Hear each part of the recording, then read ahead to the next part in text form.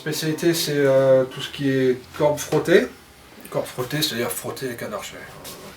C'est contrebasse, violon, alto, alors alto, ouais, c'est les grands violons, et violoncelle, ceux-là. Au niveau des formations, il y a plusieurs écoles en Europe, elles ne sont pas très nombreuses, il faut être capable d'être mobile pour aller se former, et puis même à partir du moment où on est sur le marché de l'emploi, où il faut aller chercher des stages. Donc en tout cas au niveau de la formation, il y a une école de lutherie qui se trouve à Mirecourt dans les Vosges, où on apprend beaucoup plus rapidement le jour où on se trouve en immersion dans un atelier.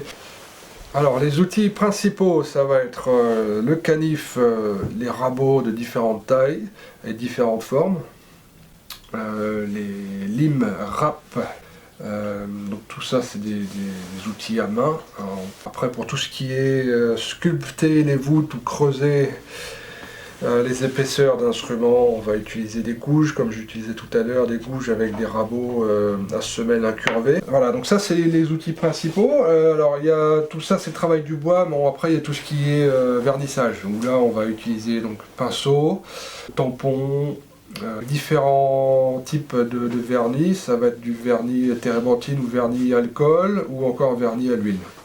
On utilise des gabarits, mais on peut utiliser une scie à ruban, par exemple. Là j'ai pas d'exemple à vous montrer. Une scie à ruban, c'est une grande scie qui tient debout avec une table, hein. Donc une fois que c'est scié, et bien après tout le reste, on peut fabriquer, que ce soit un violon ou une contrebasse, de A à Z, tout à la main, hein. 3 semaines. 3 semaines, bon après il faut compter presque autant de temps pour le vernis. Bon là je termine une contrebasse, là par exemple pour vous donner une idée, j'ai mis 1 an à la fabriquer, mais j'étais pas dessus tous les jours. Il faut être patient, attentif aux détails, persévérant, avec une oreille musicale idéalement. Le plus important c'est apprécier le travail bien fait et toujours se remettre en question, parce que les musiciens sont exigeants, ils ont raison, il faut l'être, hein, ce qui fait que de notre côté on n'a pas le droit à l'erreur. On sait très bien que ce qu'on fait c'est jamais parfait, parce qu'on n'arrive jamais sur de la perfection, il faut au moins chercher la perfection, il faut essayer de notre soi-même, quoi.